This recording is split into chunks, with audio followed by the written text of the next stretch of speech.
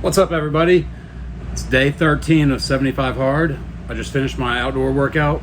My second workout of the day. I did another 35-pound ruck. Just walked around the place I'm working and also staying. As you can see, I'm still in the camper. Today was a long day at work, a hard day at work, but it was nice. Whenever you do hard things like that, you get through the day, you feel accomplished and you feel good about yourself. So a good hard day of work is what makes people happy, me included. Everything else is going good though. I didn't have any cravings today, except for when I was walking around Whole Foods.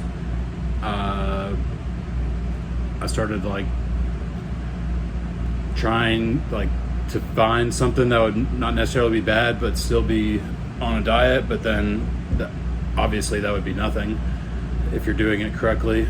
You don't want to compromise at all, and so that only lasted about 10 seconds, and I talked myself out of it, so that was nice. But because if you want to get the best results from this program, you need to do everything perfectly. That's why they said there's no compromises. It's the way it is, and you have to do it that way to get the most benefits out of it.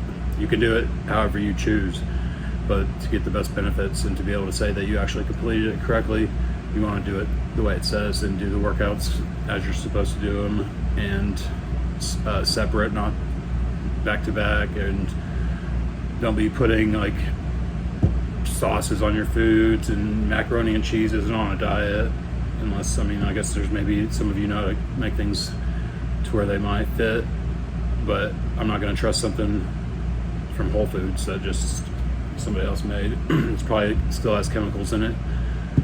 But anyways, so if you have problems like that and you have any questions about whether you should have something or something is allowed or not, the answer is probably no. That's just the easy way to look at it. No, drinking tea doesn't count as drinking water if you drink a gallon of tea. Just little things like that. It's the way it's written, the way it is, so just do it that way, and then there's no questions. There's a book written about it. It's called 75 Hard. I have it at my house, but not with me. I'm still reading The Power of One More by Ed Milet. I think I'm at 150 on pages. I've gone over, mostly I'll just read a whole chapter because it's more than 10 pages. But yeah, so today I was going to say something about motivation and how it's easy to be motivated whenever you start something like a diet or start out on your journey of a new small business, or get into new relationships, and that doesn't ever always last very long. And whenever people start losing the motivation and they think that everything's going their way, that's whenever you start going backwards. And that applies in everything I just mentioned. If you're all about the person that you're with in your relationship at the beginning, and then you think nothing can change that, and you start slipping, things start going bad. If you're making decent money in your business and you start just spending it just because you think you made it, and you're not putting the effort in doing the things that got you to that point anymore, you're going to be slipping. The same thing goes with your diet and your workout program. If you're going to be doing something, you need to just stick with it. It's okay to celebrate the wins, but don't celebrate them for too long. Don't get comfortable. It's all of these things, that even those 3 things I mentioned, they're lifelong things if you think about it. If you want the physique, the health, it's lifelong. The business, if you want to be generational, it's lifelong. Your relationship, if you're looking for that kind of relationship, it's lifelong. So what happens whenever you lose the motivation, you need to keep it, is by doing the things that got you to that point in the life that you have at that time. You've developed discipline, so you need to utilize that to keep you going, to keep you going to the gym, to keep you staying on track with your food, to keep you doing the things that the person that you're with got used to at the beginning.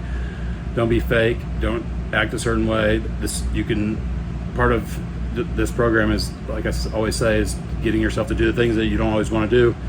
And there's lots of things that we don't want to do that we know we need to do every single day. And whenever you do accomplish those things, instead of talking yourself out of them, you develop the self-confidence and the belief in yourself, and then you just keep expanding on that, and just success comes as long as you're putting in the vision and the work. So don't rely on motivation. It's not going to just carry you through. The quotes, the podcasts, the books, they're great. They'll help keep you motivated, but it's not going to be the only thing that you can rely on. You need to develop yourself to where you don't have to rely on motivation. You know you're always going to get the work done, and people can count on you. So it's a little bit shorter today. That's all I got, though. Tomorrow is day 14. Another hard day of work, I expect. It's cooler here in Texas, so the only thing, I'm right next to the Dallas Cowboys football stadium, and I'm pretty sure they have a game tomorrow, but to get to the gym I go to is past it, so I'm gonna have to detour that tomorrow. That's all I'm expecting. The hard work is fine. I don't like traffic. So that's all for today, and I'll see you tomorrow. Peace.